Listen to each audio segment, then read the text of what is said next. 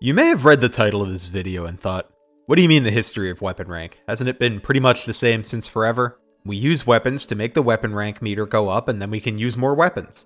And you know what? I wouldn't blame you for thinking that. It's a mechanic that had a long period where it didn't change as much compared to other Fire Emblem mechanics, and a lot of the changes that did exist were more subtle and sometimes missable.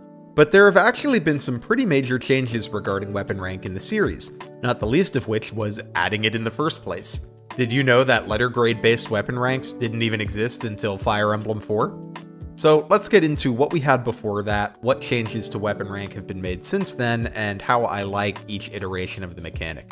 But before that, a big thank you to my patrons Helix, Ikepoo, Lucy Sev, Van West, Acrobatic Jazz, A Family of Trees, Romeo, Tim Straight, Aaron Geddon, Emma, The Wings of the Hegemon, Cosplay Sylveon, and Zakar. I really appreciate all of your support. And if you want to get early access to videos, shoutouts in videos, and have access to polls that influence the content schedule, or if you just want to support the channel, you'll find a link to the Patreon in the video description. Okay, so back to weapon ranks. Back in Fire Emblem 1 and 3, we didn't have the letter grade based weapon ranks. Instead, we had weapon level. Weapon level was a stat much like strength or defense, meaning units came with varying base weapon levels and different growths, so each level you had a chance of growing your weapon level, and each weapon has a weapon level requirement before you can use it. So a unit with a weapon level of 9 could use any weapon available to their class with a weapon level requirement that was 9 or lower. This is pretty different than what we're used to today, which is usually grindable weapon ranks. In most modern FE games, units get better with weapons as they use them, and weapon ranks increase independently of each other. So if a Game Boy Advance hero uses a sword all the time, their sword rank will go up, but not their axe rank. With weapon level, it's all one stat. If you can use multiple weapons, all of them are governed by the same weapon level in Fire Emblems 1 and 3. So what effect does this have on the games? A big one is that a unit's ability to use a weapon at any given point in the game becomes unreliable. In future weapon rank systems like GBA Fire Emblem, you have a lot of control over when units hit their weapon ranks and when they're able to use better weapons. If you want Franz in Sacred Stones to be able to use a steel sword by a certain chapter, you need to make sure you get enough reps in with his sword so he hits the rank in time, but there's no randomness involved. It's just on you to make sure he swings his sword enough times to get where he needs to be weapon rank wise. But in Fire Emblems 1 and 3, there is an element of chance. Ogma in Fire Emblem 3 Book 1 has a weapon level of 6, and he'd really like to be able to use the Killing Edge that Navarre comes with, but it has a weapon level of 7. Fortunately for us, Ogma has a 70% weapon level growth, but even if we do get Ogma a level or 2 before Navarre joins, there's still a chance that he won't be able to use the Killing Edge yet because it's possible that he didn't hit his weapon level growth. And this is for a unit with a good weapon level growth. A unit with a bad growth in base in the stat might be stuck on lower level weapons for a long time and may be never blessed with the ability to wield a silver weapon. There are a few things I like about this system. One is that tying weapon rank to a growth allows for some nice storytelling. Ogma has a high weapon level growth because he's a skilled and trained soldier. That he hits weapon level most of the time when he levels up reflects that he has a high aptitude for weaponry. Meanwhile, Jagen has a weapon level growth of 0% because he's peaked. There's no getting better for him. Of course, players are only likely to notice this sort of storytelling if the growths are at either extreme. You're likely to notice that Jagen never grows weapon level and Ogma grows it a lot, but you might not immediately notice the difference between Ogma's 70% growth and Gordon's 50%. So this sort of storytelling is most notable when the differences between two units' growth rates are very large. What I like about weapon level gameplay-wise is that it makes weapons something that we can balance around units a bit more. In most Fire Emblem games, outside of PRF weapons and a few other exceptions like the Lady Blade, any unit can eventually use any weapon whose type they have access to, provided they join early enough for you to grind the weapon ranks. So units in the same class broadly have access to all the same weapons, as long as you have time to get the unit's weapon rank where it needs to be. With weapon level, we can create situations where this isn't true or is unlikely to be true. Imagine we have two units, one of whom is a trained soldier and one of whom is a villager turned soldier but known for his athleticism and strength. We could give the trained soldier a higher weapon level base and growth to reflect his training, while giving the villager better bases in strength and speed but a worse weapon level base with low or even no growth. The result would be that the soldier would be better as long as you have access to weapons that make up for the statistical gap in strength, while the villager would be able to perform well with cheap, readily available weapons, but might not be able to use the stronger weapons. Then, players can decide whether they value the consistency of the villager character's performance with iron weapons, or the more variable performance of the soldier, who is better when killer and silver weapons are available, and worse when they are not. Of course, for this to work as a meaningful choice, killer and silver weapons have to not be super available. If you always have access to them, the soldier would just always be better. So there's some interesting things that I think you could do with weapon level in theory, but there are some issues as well. The big one is that eventually weapon levels stop mattering, and this actually happens sort of quickly in FE1 and 3. Looking at Ogma again, he's got a base weapon level of 6 and a growth of 70%. The highest weapon level requirement for a sword in FE3 Book 1 is 12, and if we don't count the Mercurius, it's 9. So after an average of 5 levels, Ogma really doesn't care about his weapon level much anymore. It's not uncommon for stats to become overkill in Fire Emblem, but it can happen very quickly with weapon level, at which point it's sort of disappointing to watch a stat meaninglessly tick up on 70% of Ogma's level ups. Alternatively, for a unit like Jagen, you really don't care that his weapon level isn't going up because he can already use every lance except for the Gradavis. Ideally, some units you train should eventually surpass Jagen, but outside of whoever's using the Gradavis, this doesn't really happen because if you aren't using Gradavis, a weapon level of 99 is the same as a weapon level of 10 for Paladins, and that's what Jagen starts with. Weapon level as it exists in Fire Emblem 1 and 3 also does just introduce an element of randomness that a lot of people aren't going to love. Because with randomness you can get blessed, but you can also get screwed. So you can have a unit that you raise from level 3 all the way to endgame that maybe won't be able to use a legendary weapon because they just didn't hit their weapon level growth enough times. In practice, most units have a high enough weapon level base and growth to get to the weapons they need to get to, and there's manuals to boost weapon level if you need them. But it can be frustrating that whether or not you can use a certain weapon is chance dependent. This could be a pro or a con depending on your perspective and goals. Maybe it's okay that a lot of units have to get good levels to wield a legendary weapon. They are legendary after all, not everyone is worthy. But also you might see legendary weapons as an exciting thing your units should be able to use at the end of their training arc, in which case the randomness is not helping. Also relevant to any weapon level system is how the weapons are distributed amongst the different weapon levels. Generally, weapons get stronger the higher you go up, with higher mights and effective weaponry becoming available as your weapon level gets higher. The magic number in FE3 that combat units really want to hit is 7. That's when Silver Lances, Killer Swords, and Killer Bows become available. Book 1 axe users have a bit more of a grind as they have to get to weapon level 10 for silver axes. Going beyond weapon level 7 is mostly valuable for a unit you want to use a legendary weapon, or for mages who need to hit 12 to use Thoron. Most units actually don't start off too far from the weapon rank they need to hit, so even for units with bad weapon level growths, it's usually not too much of a grind unless you get pretty unlucky. There are some units with bad weapon level situations though, like Magi with a base weapon level of 5 and a growth of 20%. It can be a while before he can use a silver axe. For the most part though, units don't take too long to get to the weapon levels they need. In Book 2, a lot of units actually just start with weapon level 7, and any weapon levels you get after that get you closer to a legendary weapon, or more specialized weapons like the Thunder Sword. So that's how weapon level worked in the Arcanea games. In Fire Emblem 4, we saw the death of Arcanea's weapon level stat and the birth of the letter-based weapon ranks that we are more familiar with today. Genealogy's weapon rank system is actually extremely simple.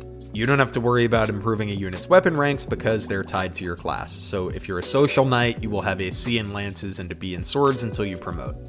Ranks in this game are also limited to C, B, and A, and unlike earlier games, weapon ranks are now separate for each weapon.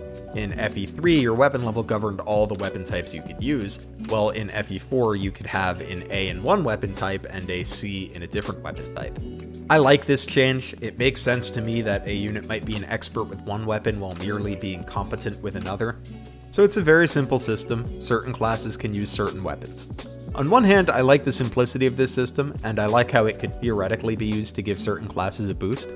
Like you could give footlocked units exclusive access to certain powerful weapons by giving them a higher weapon rank in order to help them compete with their mounted counterparts. In practice though, mounted units usually get the weapon ranks they need in order to do their jobs.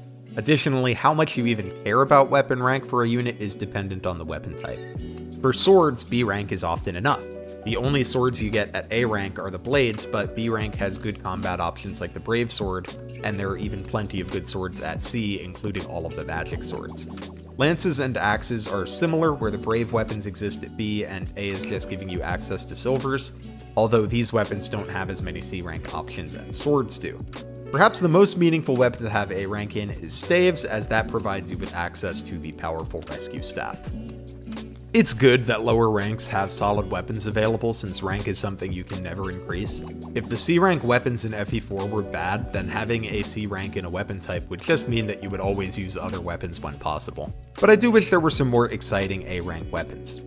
Something else that I don't love about this system is how it ties weapon rank completely to the class instead of the unit. Weapon ranks are a fun way to differentiate units, and while I understand the appeal of the simplicity in just having weapon ranks be static and tied to class instead of something you have to grow, but I would prefer weapon ranks be tied to units instead of classes, even if they remain static in games that don't have reclassing. I don't think there's any real reason in FE4 why two units in the same class have to have the exact same weapon ranks, though sometimes these weapon ranks can feel individualized since you don't get a lot of units in the same class. So if you only have one unit in a certain class, the weapon ranks might as well be tied to that unit instead of the class.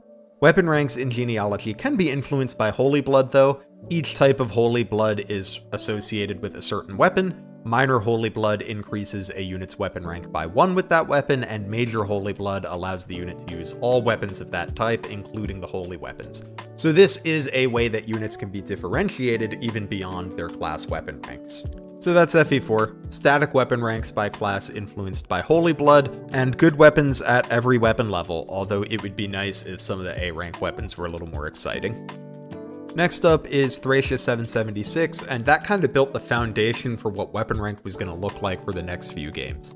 It takes the letter-based weapon ranks from FE4, but ties them to individual units instead of classes and makes them growable. In Thracia, you can grow your weapon rank simply by using a weapon. Every time a unit uses a weapon, they gain weapon experience for that type of weapon. So if you swing an axe, you get axe experience, but not sword or lance experience. Once you get enough experience with a particular weapon type, its rank goes up by a letter grade, and now you can use any weapon with that rank requirement. So this is the system that so far has given most control to the player. In FE4, you can't do too much about weapon ranks besides promote a unit or inherit Holy Blood, and in the Arcanea games, you were at the mercy of RNG. You could give a unit more levels to give them more opportunities to grow their weapon level, but there were no guarantees.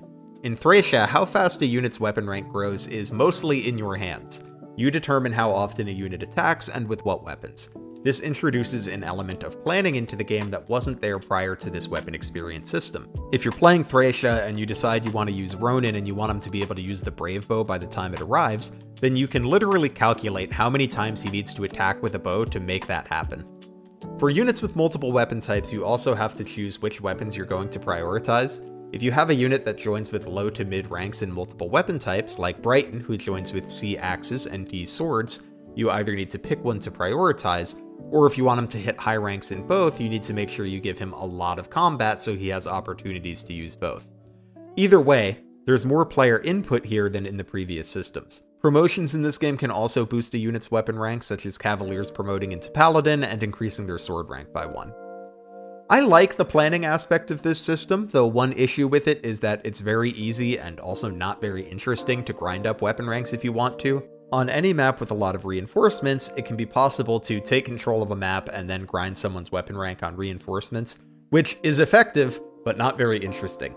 Thracia is usually pretty good about giving you an incentive to get out of a map quickly, so it's not the biggest deal in this game. But when you do have opportunities to just farm weapon rank, it can take a bit away from the long-term planning aspect of things. And this is going to be true in every iteration of this system. For this reason, weapon rank is a little more interesting to me when you're doing a run where you care about turns and thus do not have infinite time to grind weapon ranks. One thing that's pretty neat about Thracia's weapon rank system is how they distributed the weapons amongst the different ranks, particularly for swords. There's a ton of magical swords at B rank, effective weaponry and critical hit increasing weapons at C, and powerful weapons like the Sleep and Master Sword at A, so all of the higher weapon ranks feel pretty relevant. Bows and lances don't have quite as much variety until B rank, but swords and axes really open up once you hit C rank. The GBA Fire Emblem games really build on Thracia's system and are fairly similar to each other, so I'm going to be talking about them all together and just point out the areas where they differ from each other. Much like Thracia, each unit starts with a base weapon rank and they can grow it by doing combat. A few notable differences from Thracia are that weapon ranks go up to S in these games. S rank is just used for legendary weapons, and in Fire Emblem 6, units can have multiple S ranks, while in 7 and 8 they can only have one. So in the latter two games, if you have an S rank in swords, you can't have one in axes or lances, but in 6, you could have an S rank in all three, if you were inclined to put in the work to achieve that. One difference between Fire Emblem 5 and 6 compared to 7 and 8 is that in 5 and 6, the amount of weapon experience you need for each rank is the same. To level from E to D, you need 50 weapon experience, and to level from A to S, you need 50 weapon experience. But in 7 and 8, each successive weapon rank takes more weapon EXP, so to go from E to D, you only need 30 weapon EXP, but from A to S, you need 70. The main impact of this is that you get out of the boring period at the beginning where you're stuck on iron weapons faster, so I like this system where the early levels take less experience to get out of, because things get more fun once your weapon rank is high enough that you have some weapon variety to choose from. Fire Emblem 7 and 8 also give you a little bonus for achieving S rank in a weapon type. Whenever a unit uses a weapon type they have an S rank in, they gain +5 hit and +5 crit. As far as I can tell, this bonus is hidden in-game, so I suspect a lot of people don't know it exists. I didn't learn about it until several FE8 playthroughs. The bonus is minor enough that most players won't care about it, but it can add up over a playthrough. A unit like Seth in Sacred Stones can have S-rank lances very quickly, and then all of your javelins will be a bit more reliable for the entire rest of the game. When you think about how many javelins Seth can throw over the course of a playthrough, that 5% is a bit more useful than it initially sounds. Units only being able to get one S rank can also result in some meaningful decisions. In Sacred Stones, you have to think about what you want each unit to S rank because it determines what legendary weapon they can use. I like to use Garrick, and usually I S rank his axes so that he can more easily double with the Garm. But if you're using both Garrick and Ross, you might want to S rank swords on Garrick instead so that Ross can use the Garm and Garrick can use the Aldhulma, and they aren't competing for the same legendary weapon that you only have one of. Like Garrick has to choose between axes and swords, Seth has to choose between S-ranking swords and lances. And while lances make the most intuitive sense because he uses lances most often, you might prefer to S-rank swords so that he can use the Aldhulma instead of the less powerful Vidofnir in the late game. It's a trade-off between slightly more reliable javelins versus a better legendary weapon. I don't want to overstate the importance of choosing your S rank in Sacred Stones. It's really not that huge of a deal, but it's a small, extra, sort of interesting thing to think about when you play these games. Weapons in the GBA games can also give variable amounts of weapon experience. In Sacred Stones, an Iron Axe gives 1 weapon experience, while a Steel Axe gives 2, and a Devil Axe gives a whopping 8 weapon experience per swing. So if you want a unit to get weapon experience fast, that can be a good reason to use certain weapons that you might otherwise not use. Sometimes when I want Joshua to fight Kalak in Erica route, I promote him in Chapter 14 and then have him fight enemies with an Iron Blade in order to get him to S rank so he can use the Aldhulma in the boss fight against Kalak. There's a lot of little situations like this where you can focus on a unit's weapon rank for a chapter or two so that they can use a strong weapon later, and that's when this system is at its most interesting. Like in Thracia, promotion can increase your weapon rank, but in that game promotions just give you a whole rank or two. Here they give you an amount of weapon experience, so promoting from Myrmidon to Swordmaster gives you 40 weapon experience. But that's not enough to go from A rank to S rank, so you'll still have to put in some work to get to that legendary sword. I like this system in 6 and 8 the most because there are several S-rank weapons and you get them early enough that units have a lot of time to use them. This is especially true in 6, where I think the system is at its best, because you can get S-rank weapons as early as Chapter 9, so getting units to S-rank actually matters in these games. In Fire Emblem 7, S-ranks feel less important because there are no S-rank weapons until the final chapter of the game. So for the vast majority of the game, all you're getting out of S-rank is that +5 in crit I mentioned earlier that a lot of people aren't even aware of. So S-ranks are more fun when they have a payoff that feels exciting. FE6 has that because you have these super powerful weapons that you can use. FE7 doesn't really have that since the weapons are only available for a very small portion of the game, and the hit and crit bonus can go unnoticed. A little fun fact about the GBA weapon rank system is that for some reason steel axes are E rank, unlike all the other steel weapons, which are D rank. This doesn't really matter much, but it does mean that you can do something like have FE8 Rost kill an enemy at a slightly higher health than you could otherwise, if you can stomach the hit rates. We don't see any huge changes to the weapon rank system for a minute after this. Path of Radiance functions very similarly to the GBA games, as does Radiant Dawn, although Radiant Dawn also added a weapon rank above S called SS, which was reserved for powerful Laguz attacks and legendary weapons. This allowed Radiant Dawn to start returning characters from Path of Radiance at high weapon levels while still leaving them a little room to grow. It would be a little weird if Ike started with a low sword rank, so instead he starts with an S in Radiant Dawn but still has one more rank to gain. The next time we saw a major change to the weapon rank and experience system was in Shadow Dragon and New Mystery of the Emblem. The main change here isn't to how weapon rank grows. You still grow weapon ranks by using weapons to earn weapon EXP, however, there are a couple new things in this game. The first is that weapon ranks in these games provide a bonus to your combat. Sort of like the S rank bonus from FE7 and 8, except it applies to more weapon ranks and the bonus differs depending on the weapon type. Here's a table from the FE wiki showing what the bonuses are for each weapon type. You don't get the bonus if you're attacking at weapon triangle disadvantage though, so if you do an attack with a sword and are wondering where your +3 damage is, you might just be at weapon triangle disadvantage. In addition to this bonus, regardless of the weapon you're using, there's another bonus you get when you have weapon triangle advantage depending on your weapon rank, and you can see that in this table as well. And these bonuses do stack, so when you have high weapon rank and you attack with weapon triangle advantage, you get both of these bonuses. I like that there's a reward here for increasing your weapon level beyond just the ability to use more weapons, and denying you the bonus when you're at weapon triangle disadvantage makes the weapon triangle feel a bit more meaningful. There's a couple things I don't like about this system though, and the first is that the information is not obvious to the player. It's really easy for a new player unaware of this system to attack an enemy and not understand why they're doing 2 more damage than it seems like they should be doing. This happens a lot with little bonuses like this, and I think Fire Emblem could do a better job of making them clear and obvious. I also don't like that the bonuses can sort of erase the differences between the weapon types. Part of the difference between axes and swords is that swords are lower might and axes are lower accuracy. But the bonus you get for using swords at high rank is extra damage, and the bonus you get for axes at high rank is extra accuracy. So if we compare a silver axe and a silver sword, we can see the silver sword has 4 less might and the silver axe has 20 less hit. However, if the unit using each weapon has an A rank with them, the might difference between the two is only 1 and the accuracy difference is only 5. So the weapons have become a lot more similar when fighting without weapon triangle disadvantage, and I don't like that. The axe should be considerably stronger than the sword, and the sword should be considerably more accurate than the axe. Otherwise, the weapons start to feel kinda samey to me. So I don't mind the idea of getting a bonus for having a higher rank in the weapon that you're using, but I would prefer the bonuses either be the same for each weapon, or at least not patch up the weaknesses that are designed to differentiate the weapons.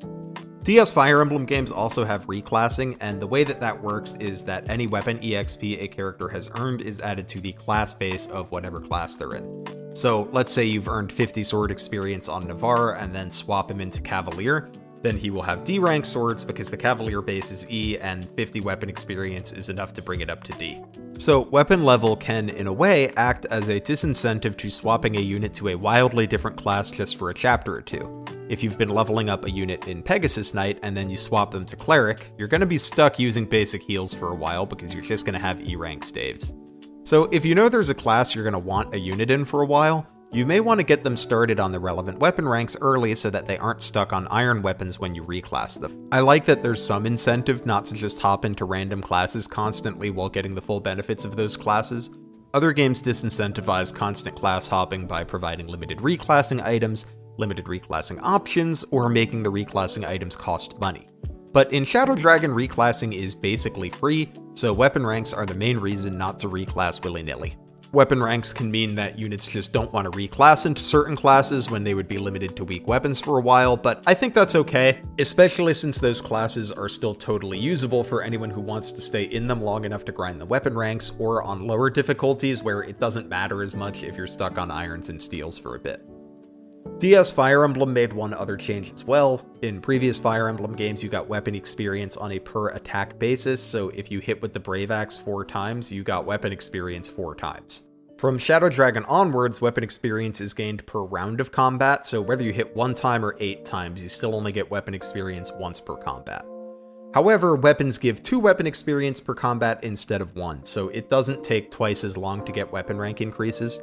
The main effect of this change is that slow characters now have an easier time gaining weapon ranks. In previous games, if you could double, you leveled your weapon rank faster because every combat had you attacking multiple times. With per combat weapon experience instead of per attack, high speed doesn't make your weapon rank go up faster. This is a good thing. Speed is good enough as it is. Fast units don't also need to get their weapon ranks twice as fast as slow units. So that's Shadow Dragon and New Mystery the Emblem, and finally we come to the 3DS era with Fire Emblem Awakening. Awakening is very similar to Shadow Dragon in terms of how weapon ranks work. Ranks only go up to A, and like Shadow Dragon, you get bonuses for using a weapon you have a high rank in, or for attacking with a high weapon rank and weapon triangle advantage. Though Awakening's weapon triangle bonuses are a bit stronger than the ones in Shadow Dragon and New Mystery. Not a ton to say about this one, to be honest. There weren't any huge changes from older systems. One thing that's sort of interesting to see is what rank they applied to the special weapons that can be dropped from sparkle tiles. Like, Erika's blade is basically a brave sword with 3 less might, but its weapon rank is 2 lower than the brave sword. Maybe they just wanted you to be able to use these items early in the game if you get them on an early sparkle tile. Like previous games, going through the low weapon ranks can be pretty depressing in this game, as you only have access to bronze, glass, and the funny weapons like logs, ladles, and tree branches when you're at E rank, and things don't really open up until C rank for most weapon types. Though staves are an exception since you can use rescue at E rank in this game. Once you get to C rank though, things look a lot better and there's a lot more weapon variety to be had. After Awakening we have Fates, which is again very much like Shadow Dragon. Weapons get a bonus based on their weapon rank, which you can see on the table on screen here, and you still get that bonus for attacking with weapon triangle advantage depending on your weapon rank.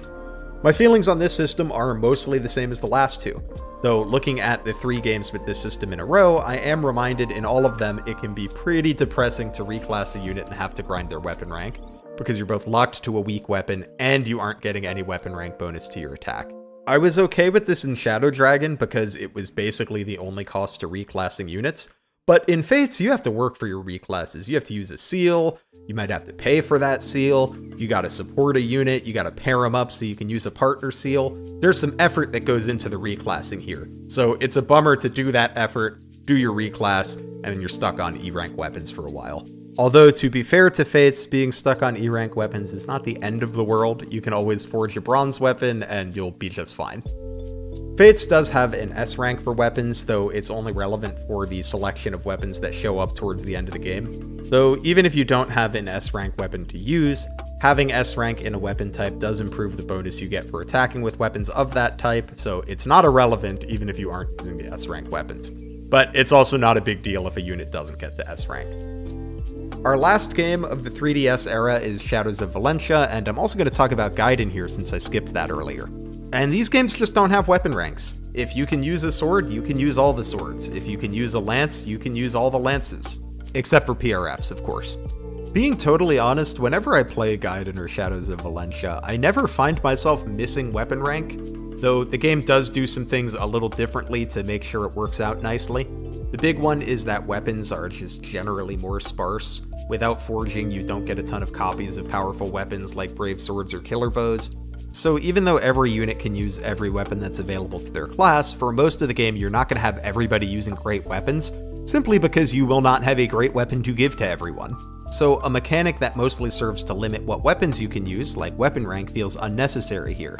Instead, the amount of good weapons you can use is limited by the amount of good weapons that you have. Not too much else to say about weapon ranks in this one because they don't exist. 3 Houses is the biggest shakeup of the weapon rank system so far.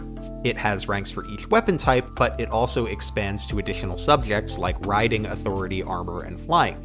In addition to determining what weapons you can use, subject ranks provide you with skills and combat arts, and they also allow you to reclass, as each class has a certification with certain subject rank requirements. Like previous games, you can increase weapon levels by using them, but you can also increase them by tutoring in the school phase of the game. Characters in this game also have different aptitudes for different subjects, so a unit with a Bane and axes like Dimitri takes longer to level up axes compared to Edelgard, who has a boon in the same subject.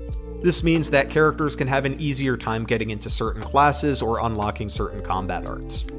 Characters also have unique combat arts that they learn but other units don't, such as Leone learning point-blank volley at A-rank bows. This is a nice fit for 3 houses. Having multiple subjects and tying them to reclassing makes perfect sense for the whole training students thing the game has going on. And I like that boons, banes, and unique combat arts and skills can incentivize you to take units in certain directions, but that you can also overcome any deficiency or banes a unit has to get them into whatever class you want if you want to put the effort in. This system wouldn't work for every game, because not every game is about teaching relative blank slate students over the course of an entire game, but it's a good fit for 3 houses. While 3 houses is a game all about building weapon ranks for your units, the next game, Engage, takes a similar approach to Fire Emblem 4 by tying weapon rank to class instead of units. So all sword fighters have B-rank swords and will always have B-rank swords until they change class or promote. What's a little different in Engage is that some classes have plus ranks, so Griffins have C+ staves for example. What this means is that units with innate proficiency in a weapon type with a plus rank get to go up a rank. For example, Pandreo has innate staff proficiency and Griffin Knight has C+ staves. So Pandreo has B staves when he's a Griffin Knight, while Lapis, who does not have innate proficiency in staves, has a C rank in staves in the same class. Engage is a game that encourages you to play around with your classes a lot, so I like the static weapon ranks here. They ensure that your unit can always use decent weapons as soon as they reclass into a new class, and Engage maps can go pretty quick, so this is nice. It would be a big pain to have to grind weapon ranks in this game, so I think it's both more fun and more interesting to be able to reclass units without having to go through the weapon rank grind every time. The cost in gold and seals to reclass feels sufficient here. The innate proficiencies are, in theory, a cool way to set units apart, but for a lot of units, it's not super important. The best one to have is staves, as going from C rank staves to B in Griffin is awesome. That's going from being a flying obstruct bot to a flying warper. But for a lot of weapons, it's less impactful. Like, innate proficiency in bows doesn't feel like a huge deal. Warriors have C+ bows, but it's a big who cares because all B bows gets you is a silver bow, when you probably want to be using the killer and radiant bow anyway, which are C rank. So sometimes innate proficiencies matter, but often they aren't the most important. I like the idea though, and it could be made more interesting with some weapon changes. Radiant bow being a B-rank bow would suddenly make innate bow proficiency matter for warrior, for example. So I think this is a good system for games that want to have super flexible reclassing, and another thing I like about it is that player classes don't have weapon ranks below D, so you always have multiple options for weapons for each unit, and you never have to suffer through being stuck on exclusively irons. This system would work a little better for me if S-rank weapons came earlier in the game though. As it stands, only some classes have S-rank weapons, and most of those classes aren't great. Normally, I would say that this is a nice thing to give those classes to make them a little more enticing, but the S-rank weapons don't come until the very end of the game, so players aren't likely to be too tempted by the S-rank to use a weaker class like Swordmaster, and even if they are, it wouldn't be until the very end of the game. That's an easy solve though, just put the S-ranks in the game earlier. So that's all of the weapon rank systems in Fire Emblem, and which one is the best is largely dependent on what the game is going for, how much reclassing you want the player to be doing, and how available you want weapons to be. In games with a lot of reclassing, I really like Engage's system.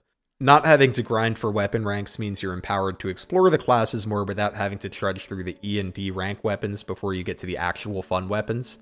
This does remove some of the long-term planning you get in games like Shadow Dragon, where you may have to think a bit more about weapon ranks for the classes you want to reclass into. But if you're designing a game where you want players to reclass, I think that making players go through the E-rank weapon grind more than once can discourage that a little too much. And then systems like innate proficiencies and Holy Blood can be a good way to differentiate units from each other, as long as those innate proficiencies actually unlock some meaningful weapons. Games that do want to have weapon rank grinding can still alleviate the issues of boring E and D ranks by either making them shorter or just not having them. We just got Engage, and in Engage, every unit does start at C or higher, and I never missed being stuck on E or D rank weapons for a while, so maybe it's better to just get rid of the E and D rank grind and start units off with fun and varied weapons. But honestly, I think that my favorite weapon rank system is actually SoV just not having it. As I said when I was talking about that game, I have never missed weapon ranks when playing Shadows of Valentia. Of course, Shadows of Valentia does take a different approach to classes, there's a lot less of them, and it doesn't hand out quite as many powerful weapons, so taking this approach does require you to make some changes elsewhere in the design of the game. But no weapon ranks, or even a totally different system, is something I wouldn't mind Fire Emblem experimenting with a bit more. As I went through this video, I was expecting to say that GBA Fire Emblem had my favorite weapon rank system, since that's my favorite era of Fire Emblem, but as I went through all of the games, I realized I just don't care for weapon rank grinding that much. It's not the end of the world, and sometimes it's interesting, but I generally prefer the systems that don't have a lot of it. But what do you think? Do you have a favorite weapon rank system? And what do you like about it? I'd love to hear your thoughts in the comments, and if you liked the video, be sure to leave a like and subscribe so that you don't miss the next upload, and if you want to chat about Fire Emblem more, consider checking out the community Discord in the video description or checking out one of the live streams. Either way, thanks for hanging out, and have yourself a lovely week.